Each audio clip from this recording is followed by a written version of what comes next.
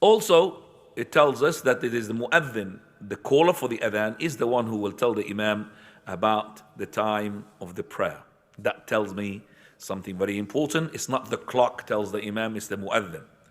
So that's why I'm afraid to bring, and being telling me to bring this one here. And some of the masajid now, they've got this electronic screen which has got times of all the prayers. Inshallah, maybe we'll bring one.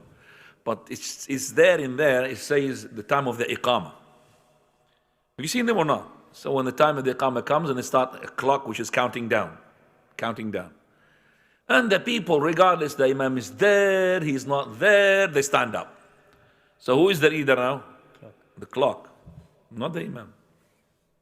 So the imam in Darby, he said, he told me, he just put that clock. I said, that clock come against us. It's against the sunnah. Because you're not going to be the leader, it's going to be the clock. He said, Wallah, you're right. Wallahi, I was just in my office. And his office is part of the masjid. He said, I was in my office and somebody led the prayer because I'm 30 seconds late. So then, straight away, Allah, they go straight away, get up, Allah Akbar, Allah Akbar, la ilaha illallah, subhanallah. The clock is your leader. You're not allowed to stand up until you see the what? The imam. So when you come to the masjid and you think, well, the prayer is 7:45 tonight, for example, Isha. So you came 7:45, the imam is not there, don't hang about in the first row, standing up, putting pressure onto the musallin, pressure onto the imam. The imam could be in the toilet. He will be staying for 2, 3, 4 minutes. So you start with Tahiyat al-Masjid. Well, I might be, not going to be enough time. Doesn't matter. So if the imam came and the mu'adhan made the Iqama, cut off your prayer. That's it. And by the way, you can cut, listen brothers, sisters as well, you can cut your prayer of the voluntary regardless of the reason, whether you have a legitimate reason or you don't have a legitimate reason. Do you understand that? You can cut off your voluntary prayer.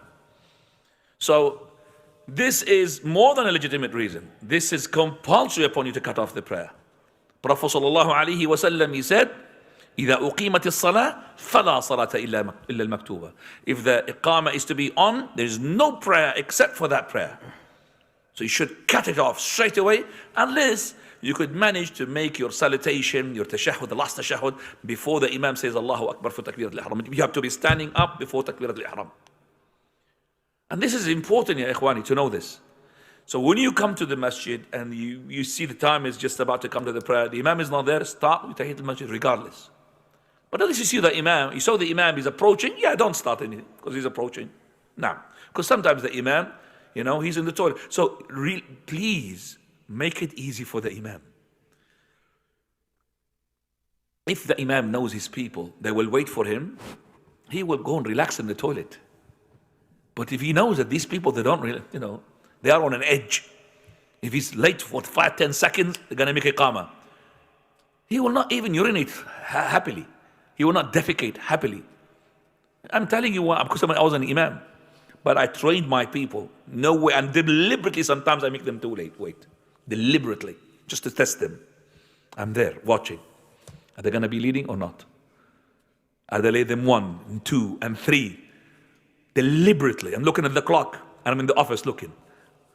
Because they have to learn that it's only the imam. It's not the clock that we set. It's not the time.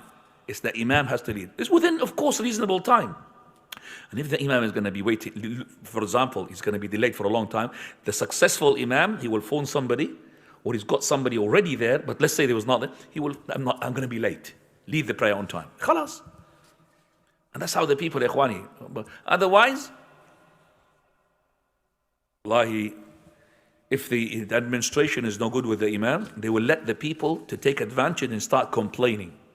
One imam, he had been complained about because he delayed it. He said the clock was on the time and he did not come. It was 1 minute something, 20 seconds, he said. 1 minute, 20 seconds. Complaint.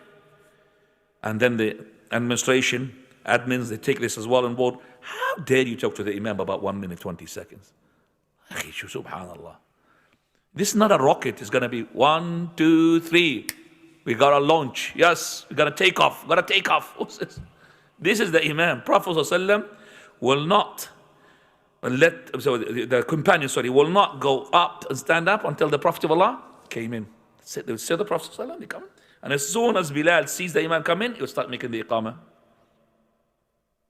We have to learn the Sunnah, Ikhwani. This is where we learn how to adhere our commands to the leaders. This is our small school here. Small school for the big school. Big school is a life. Small school is in the masjid. We learn how to become behind the Imam. We will not precede the Imam. We will not go before the Imam. It's the Imam. Our Imam is our leader. So he's a small Khalifa.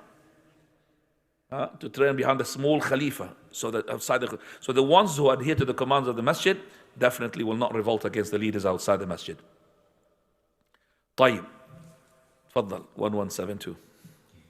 Hadith